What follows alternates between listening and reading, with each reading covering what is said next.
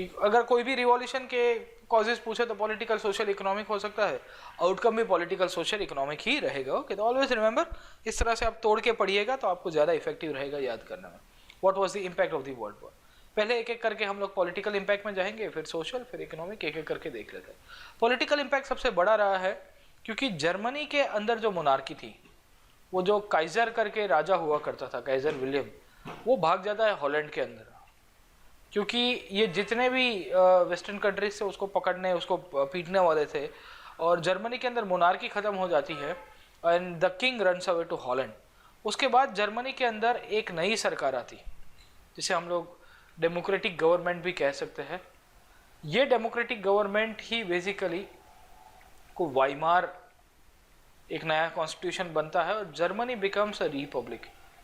ये Weimar Republic 1919 में बनता है जनवरी, क्योंकि नवंबर 1918 के अंदर वॉर ख़त्म हुआ।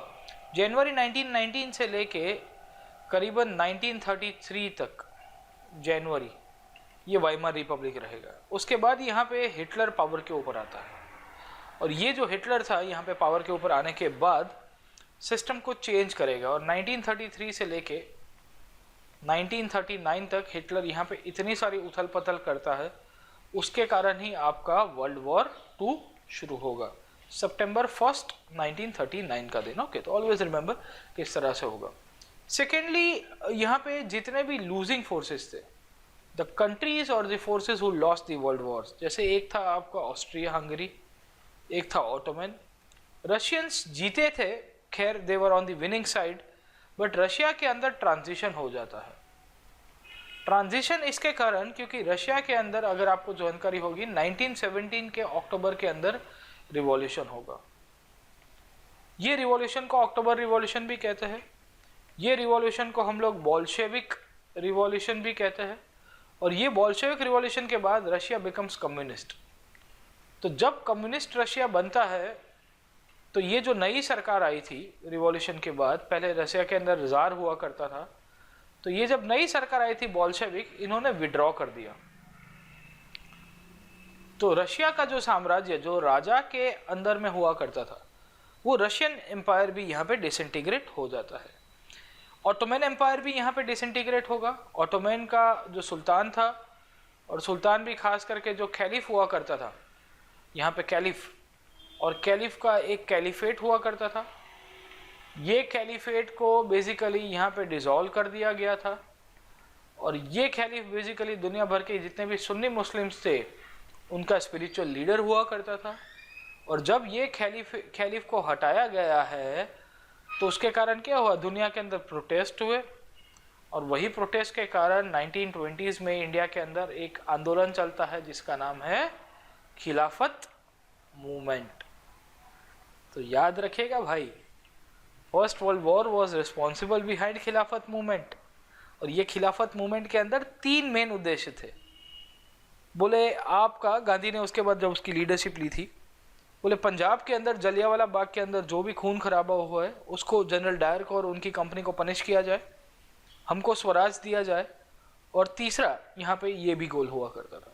और अगर ब्रिटिशर्स ने उसका माना नहीं है, इंटेंशन हमारा जो गोल है, तो हम लोग क्या करेंगे, we will launch non cooperation, और वहाँ से फिर असहयोग आंदोलन, नॉन कोऑपरेशन की शुरुआत होगी। ओके, सेकेंडली ऑस्ट्रिया भी यहाँ पे हार गया था, तो ऑस्ट्रिया को भी ख़त्म कर दिया जाता है, और ऑस्ट्रियन हंगरियन यहाँ पे एम्पायर बनाया जाता है।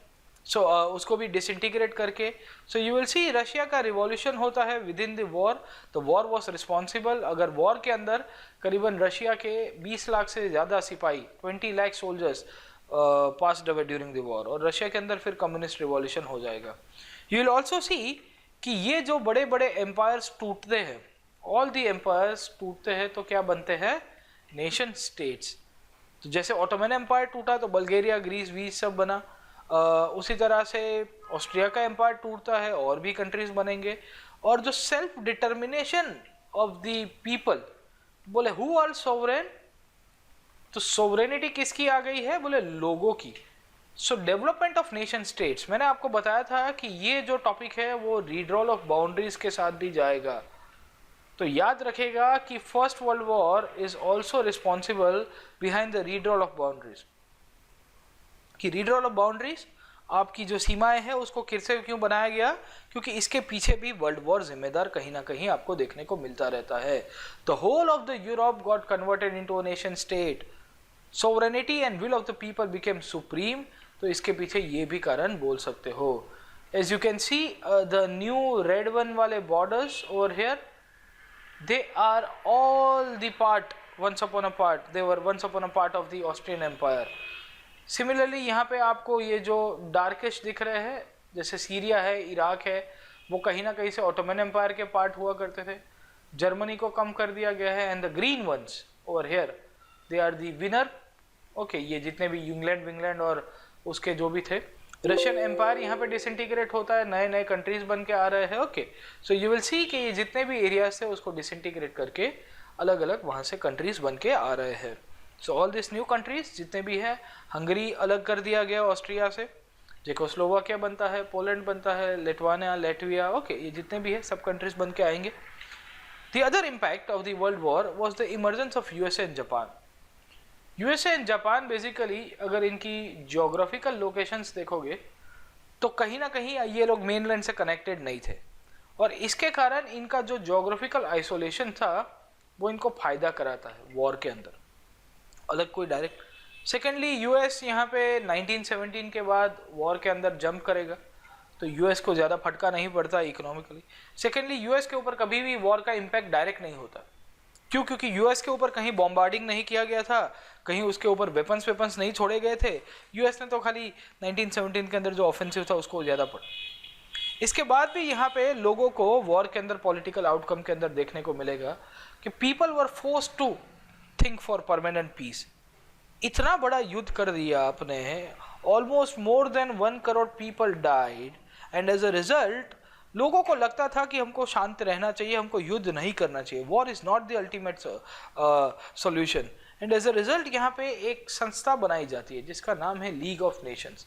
तो लीग ऑफ नेशंस को भी एस्टेब्लिश किया जा रहा था ये वर्ल्ड वॉर्स के बाद। ओके, तो ये आपका फर्स्ट वर्ल्ड वॉर का पॉलिटिकल आउटकम रहा है। सेकेंड आउटकम जो है वो हम लोग देखने की कोशिश करेंगे, वो है इकोनॉमिक आउटकम और इकोनॉमिक इम्पैक्ट।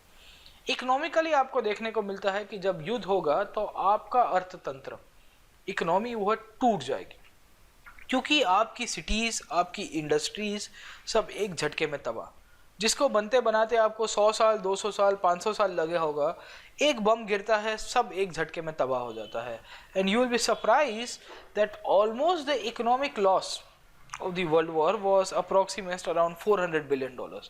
मतलब आज की तारीख में इंडिया के पास जितना फॉरेक्स रिजर्व्स नहीं है, उससे ज़्यादा तो लॉस खाली एक वर्ल्ड वॉर के कारण हो गया था। तो इतना बड़ा इम्पैक्ट था कि बात मत पूछो। और पूरी की पूरी वर्ल्ड इकोनॉमी जो चलती थी, जो ग्लोबलाइज इकोनॉमी उस टाइम की हुआ करती थी, वो सब तबाह हो गई। और इसके कारण एक ऑथर है जिनका नाम है LCF टर्नर, वो बताते हैं कि it was a blunder of miscalculation, it was a tragedy of miscalculation. क्यों? क्योंकि ये Austria, Russia, Serbia, Bosnia Herzegovina वाला केस था, या ब्रिटेन और जर्मनी का जो केस था, ऑस्ट्रिया को जर्मनी का जो बैकिंग था, किसी ने नहीं सोचा था कि इतना बड़ा डिवास्टेशन हो जाएगा।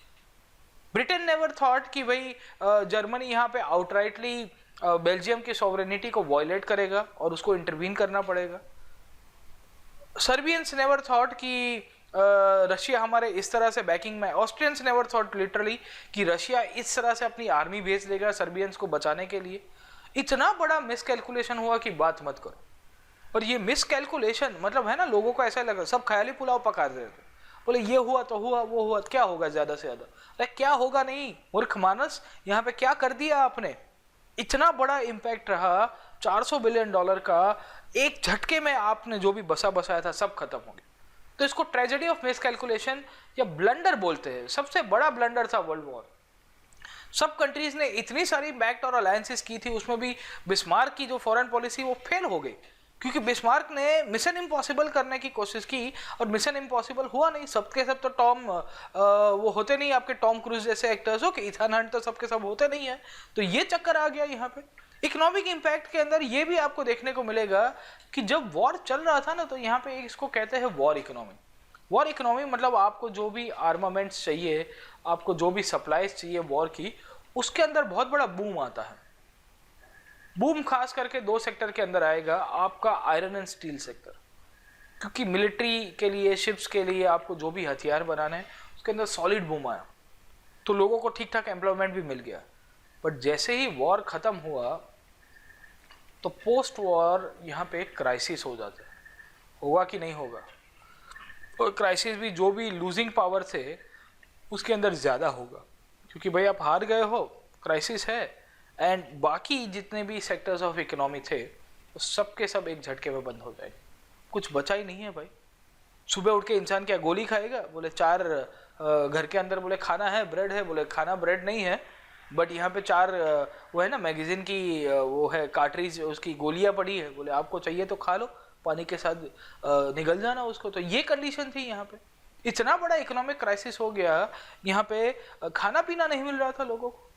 सेकेंडली इकोनॉमिक इम्पैक्ट के अंदर आपको ये भी जानकारी मिलती है वर्ल्ड वॉर्स की कि इसने ट्रेड पैटर्न बदल दिया। ट्रेड पैटर्न का मतलब ये होता है कि इनिशियली यूरोप पूरी दुनिया के अंदर एक्सपोर्ट करता था, क्योंकि यूरोप खुद इंडस्ट्रियल था, ये इंडस्ट्रियलिज्म का सहारा लेके इसने अपने आप को इम्पीरियल बना दिया, साम्राज्यवादी बना दिया, तो एशिया, अफ्रीका, सब जगह के अंदर। बट वॉर जब हुआ तो यूरोप की इंडस्ट्रीज बंद हो गई, कुछ बचा ही नहीं है खाना पीना बनाने को, और after war you will see कि यूरोप ने अमेरिका और जापान से यहाँ पे सब कुछ इंपोर्ट किया। तो जब अमेरिका और जापान से सब इंपोर्ट करेगा तो अमेरिका और जापान की इकोनॉमी बढ़ेगी कि कम होगी? डेफिनेटली बढ़ेगी। सो यू विल सी कि ट्रेड पैटर्न बदल जाता है। एक्सपोर्ट इंपोर्ट जो था, पहले कौन एक्सपोर्टर था एक टाइम के अंदर, आज का सबसे बड़ा इंपोर्टर बन गया। So this was also one of the reasons. The Americans and the Japanese जो कैपिटलिस्ट थॉट के वाले थे, तो अमेरिका को जब पूरा का पूरा जो इकोनॉमिक कंट्रोल वर्ल्ड का आता है तो अमेरिका ने क्या बताया, लाइजा फायर, बोले फ्री मार्केट, सब कुछ ओपन कर दो, ओपन इकोनॉमी। क्यों? क्योंकि उसके कारण उसको फायदा हो रहा था। सो you will C free market and free economy was also promoted by the Americans. इसके साथ साथ अमेरिका के यूरोप के अंदर बहुत डेब्ट क्राइसिस हो गया। डेब्ट क्राइसिस क्यों? क्योंकि यूरोप ने अमेरिका से लोन लिया था जब युद्ध चल रहा था, और जब युद्ध खत्म हुआ तो अमेरिका ने ये यूरोप को बताया कि चलो भाई हमको रिकवर करना है पैसा, युद्ध खत्म हो गया, पैसा दो। यूरोप ने बताया कि भाई ना पाउंड है ना डॉलर है, बोले लेना है तो फटा हुआ यहाँ पे कपड़े बचे हैं और दो चार घर के अंदर सामान है, यूटेंसिल्स लेके जाओ। तो सब लोग यहाँ पे कंफ्यूज हो गए, बोले अब पैसा कहाँ से मिलेगा, अमेरिका ने तो इतना सारा मदद किया था। इतना बड़ा डेब्ट क्राइसिस हुआ कि बात मत करो। और इसी के कारण यहाँ पे जब डेब्ट क्राइसिस और जब आपका वॉर चलता है तो यहाँ पे डिमांड सप्लाई की मिसमैच होगी और उसके कारण इन्फ्लेशन हो। और कैसा इन्फ्लेशन? जर्मनी की करेंसी हुआ करती थी मार्क या MARK भी लिखते हैं, और जर्मनी के अंदर इन्फ्लेशन आफ्टर वॉर आपको देखने को मिलेगा, उसको कहते हैं हाइपर इन्फ्लेशन। इन्फ्लेशन के आपने प्रकार देखे होंगे, galloping inflation, hyper. Galloping inflation मतलब 10% से 20 बढ़ता है, फिर 30 होता है, फिर 50 होगा, उस तरह से बढ़ता है। हाइपर इन्फ्लेशन आज सुबह 10% है, शाम तक आते आते 100% हो जाएगा, उसके बाद दूसरे दिन सुबह उठोगे तो 500%। और आपको जानकारी मिलती है कि ये हाइपर इन्फ्लेशन के कारण जब एक समय 300 रुपया जर्मनी का देते थे तो एक अमेरिकन डॉलर आता था 1922 में, बट 1923 तक आते आते 50,000 American marks were equal to 1 American German marks were equal to 1 American dollar.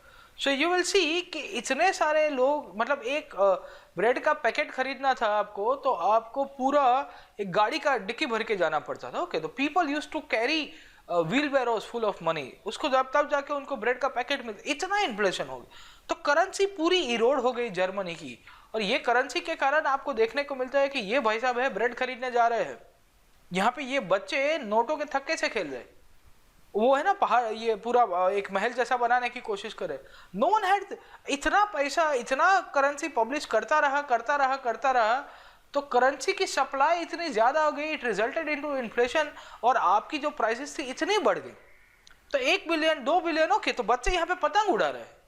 You see that the German currency को बच्चे पतंग उड़ा रहे हैं उसको बना के। ओके, तो this was the result of the war. और वॉर इतना सारा इंपैक्ट कर रहा है, पूरा इकोनॉमी को आपको तबाह कर दिया, करेंसी की वैल्यू ही नहीं रहा। यहाँ पे एक बिलियन मार्क का आपको करेंसी देखने को मिला है, 10 बिलियन मार्क। सो ये इतना बड़ा इम्पैक्ट यहाँ पे आपको देखने को मिल रहा है।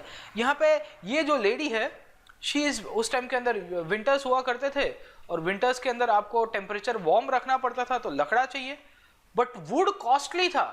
अगर ये पैसे से लेने जाओगे तो आपको वुड महंगा पड़ेगा। तो ये लेडी ने डिसाइड किया कि भाई वुड की जगह मेरे पास जो घर में पैसे पड़े हैं ना, उसको ही जला देते हैं, बोले गर्म तो रहेगा कम से कम। तो ये कंडीशन थी यहाँ पे वर्ल्ड वॉर की। फाइनल इम्पैक्ट हुआ वो था सोशल इम्पैक्ट। सोशल इम्पैक्ट में आपको जानकारी मिलती है कि सबसे बड़ी इम्पैक्ट रहती है ह्यूमैनिटी। जो आपकी ह्यूमैनिटी थी उसके ऊपर अटैक हुआ। Almost more than 1 crore people died and more than 2 crore people were injured. तो जब वॉर होता है ऑलमोस्ट 6.5 करोड़ पीपल पार्टिसिपेट, करीबन 65 मिलियन के आसपास बोला जाता है, ओके 650 मिलियन के आसपास। बट इतने लोग मारे गए और बेमौत मारे गए, ह्यूमैनिटी, सिविलियंस मारे गए, सोल्जर्स मारे गए, कोई एक ऐसा फैमिली नहीं था जिनका कोई मेंबर यहाँ पे गुजरा ना हो। सेकेंडली, वॉर के बाद डेमोग्राफिक चेंजेस उभर के आ रहे थे और इसके कारण सोशल क्राइसिस होंगे, क्योंकि जब वॉर हुआ तो वॉर के अंदर पार्टिसिपेट कौन करते थे? सोल्जर्स। और सोल्जर्स भी बेसिकली मेल सोल्जर्स हुआ करते थे जिनकी एज थी 25 से 40, जो प्रोडक्टिव ईयर्स बोल सकते हो इंसान के। और जब वॉर हुआ तो इनकी ही सबसे ज़्यादा डेथ हुई। तो जब ये डेथ होती है तो होगा क्या, यहाँ पे जो बचे कुचे लोग कौन थे? एक तो वुमेन पॉपुलेशन और बच्चे और चिल्ड्रन, ओल्ड पीपल। सो जितने भी लेफ्ट ओवर थे वो यही थे। तो आपका जो सेक्स रेशियो है यूरोप का वो बदल जाता है, क्योंकि यहाँ पे यही लोग बचे थे। तो 8 सेक्स पिरामिड होता है। ये 8 सेक्स पिरामिड के अंदर में आपको जानकारी मिलती है कि only women population was in majority, और उसमें मेल पॉपुलेशन के अंदर खास करके आपके जो थे, ओके। तो यू विल सी कि कितने लोग मारे गए हैं। ऑलमोस्ट 1.8 मिलियंस, रशिया से 1.7 मिलियंस, 17 लाख, 18 लाख, 20 लाख के आसपास बताते रहते हैं। अलाइड पावर्स के करीबन 43 मिलियंस, फ्रांस के 13 लाख, ऑस्ट्रिया के 12 लाख, ब्रिटेन के करीबन 9 लाख, इटली के 6.5 लाख, ऑटोमन एम्पायर के 3.5 लाख, अमेरिका के 1 लाख से ज़्यादा सोल्जर्स यहाँ पे मारे जाते हैं, ओके। तो this was the impact of India से भी यहाँ पे लोगों ने पार्टिसिपेट किया था। And you might be aware that Delhi के अंदर, ओके, जो आपका इंडिया गेट है, वो इंडिया गेट इसी के दौरान बनाया गया था, cause on the memory of the soldiers who lost their life in the first world war. अगर आप इंडिया गेट के अंदर जाओगे तो वहाँ पे टाइल्स जो है उसके ऊपर वहाँ पे सोल्जर्स के नाम एंग्रेव्ड है, ओके। तो आप देख सकते हो, उनके नाम भी देख सकते हो। जो आपका इंडिया गेट है वहाँ पे मशाल भी जलती रहती है। But this was the impact, okay. तो इंडियन सोल्जर्स ने भी यहाँ पे बेमौत मारे जाते हैं ब्रिटेन की गलती के कारण। यू विल ऑल्सो सी कि यूरोप के अंदर एक प्रश्न आया। यूरोप के अंदर प्रश्न उठा कि आर वी रियली सिविलाइज्ड? बोले दुनिया को जब कॉलोनीलेशन हम लोग चालू किया, कॉलोनी लगाना, तो हम दुनिया को सिखाते थे, बोले सूट बूट में आए हैं हम दुनिया को पढ़ाने आए हैं, और बोले कुत्ते बिल्लियों से भी बदतर हमने युद्ध कर दिया। तो प्रश्न उठता है और एक बुक लिखी गई, बोले डीके ऑफ यूरोपियन सिविलाइजेशन। बोले यूरोपियन सिविलाइजेशन नाम की चीज ही नहीं है दुनिया के। इतने लोग मारे गए हैं बेमौत, और खास करके ये यूरोप के अंदर ही सीमित रहा। इंडियंस को भी उसको पार्टिसिपेट कराया गया था, न्यूजीलैंड, जितने भी ब्रिटिश एम्पायर की टेरिटरीज हुआ करती थी। बट एक प्रश्न उठ गया, लोगों का विश्वास चला गया यहाँ पे लाइफ के ऊपर से। सेकेंडली, जब यूरोप यहाँ पे बन रहा था, क्योंकि वॉर हुआ, वॉर के बाद सबने रिकंस्ट्रक्ट करना शुरू किया। अमेरिका यहाँ पे सबसे ज़्यादा हेल्प करता है, और अमेरिका यहाँ पे डेविस प्लान लेके आएगा। इसके ऊपर हम लोग थोड़ा बहुत बाद में डिस्कस करेंगे।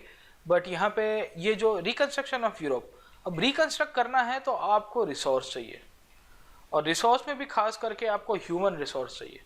बोले इंसान होगा तो ही बनेगा कोई चीज़, और ह्यूमन रिसोर्स बेसिकली बचा था, क्योंकि जो वर्कर कम्युनिटी एक टाइम के अंदर वर्क किया करती थी वो थे ऑल द मेल पॉपुलेशन बची नहीं थी जो। And as a result you will see कि women started coming out and started working, and it gave impetus to the women empowerment. तो स्त्रियों को बाहर आना, उनका काम करना, और वो जब काम पे आती है तो देखने को मिलता है कि social outlook towards the women change. पहले ऐसा था कि भाई 4 दीवारों के अंदर ही स्त्री बैठी रहेगी। All this things changed after the world war, and the women was also given the voting rights. उसको यहाँ पे वोटिंग राइट्स भी दिए जाते हैं। So reconstruction of Europe took place. इसके बाद ये भी आपको जानकारी मिलती है। इसके साथ साथ यूरोप के अंदर आइडियोलॉजिकल चेंजेस भी होंगे। आइडियोलॉजिकल चेंजेस के अंतर्गत लोगों का विश्वास उठ गया था भगवान के अंदर। बोले भगवान है कि नहीं है? भगवान होता तो युद्ध नहीं होता। एथिस्ट पॉपुलेशन बढ़ गई अचानक। बोले भगवान होता तो दो ही चीज़ होती है ना, इंसान क्या करता है, या भगवान को ब्लेम करेगा या भगवान को बोल देगा कि भाई आपने आपके कारण ये सब कुछ हुआ है, बहुत ही अच्छा हुआ है। तो ultimately and as a result एक डिसइल्यूजनमेंट आ गया था and people lost faith in life and happiness. मतलब कुछ बचा ही नहीं है, क्योंकि हर एक चीज़, ऐसे आदमी को घर बनाना है 50 साल लग गए, पैसा बचाया, लोगों को इकट्ठा किया, तब जाके घर बना, एक झटके में सब तबाह हो गया, फैमिली खत्म हो गई, बोले अब किसके लिए जीना है। So this was the thing जो यूरोप के अंदर आइडियोलॉजिकल चेंज आता है और सामाजिक रूप से सबसे ज़्यादा वर्ल्ड वॉर्स के दौरान यहाँ पे ये असर करेगा। तो होपफुली आपको इसके इम्पैक्ट भी क्लियर हो गए होंगे। अब हम लोग नेक्स्ट टॉपिक बाद में देखेंगे।